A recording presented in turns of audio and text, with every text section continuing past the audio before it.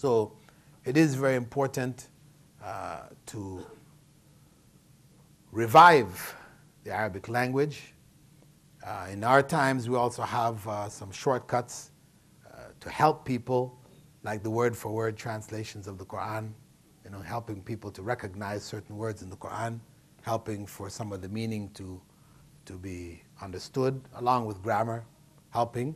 But ultimately, really, we do have to teach Arabic systematically, following the principles, so that, inshallah, it will regain its position again in the future as the language of the Qur'an, the language of the essential message of Islam, the language which, without it, the Qur'an becomes something ritualistic, a ritual object. So people will take the Qur'an and develop around it, and they have a variety of different rituals.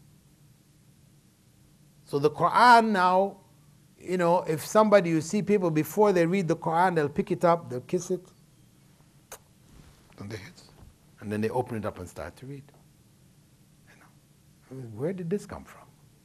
But now it's very common in certain parts of the world, Arab world especially. They teach that to the children. You must kiss it. If the Qur'an falls on the ground, pick it up. You must kiss it. For Indo-Pakistan, if a woman reads the Qur'an, or a man, you have to have your head covered. You better have something on your head. Don't let anybody catch you reading the Qur'an without something on your head. So these outer rituals now become more important, that you observe the etiquette of reading the Qur'an. You're caught up in the etiquette, but actually what the Qur'an says, no idea. A brother came to me a few days ago. He said, make dua for my son. He just finished the Qur'an. So I said, oh, he just finished memorizing the Qur'an? I said, no, he just finished reading the Qur'an.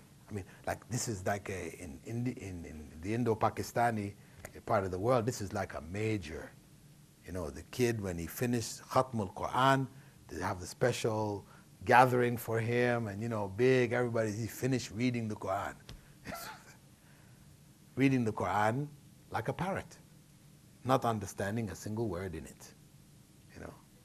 But I'm not to say we don't encourage, we should, but it should be connected with learning and understanding the Qur'an. Because as was quoted here, the verses of the Qur'an where Allah speaks about reflecting, pondering on its meanings, applying the meanings in our lives. Where Allah tells us, for example, in other verses not mentioned in the writing, but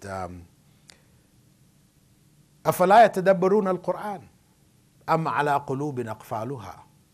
Will they not ponder over the meanings of the Qur'an, or are their hearts locked up? Locked hearts, not understanding the Qur'an, because we don't understand Arabic.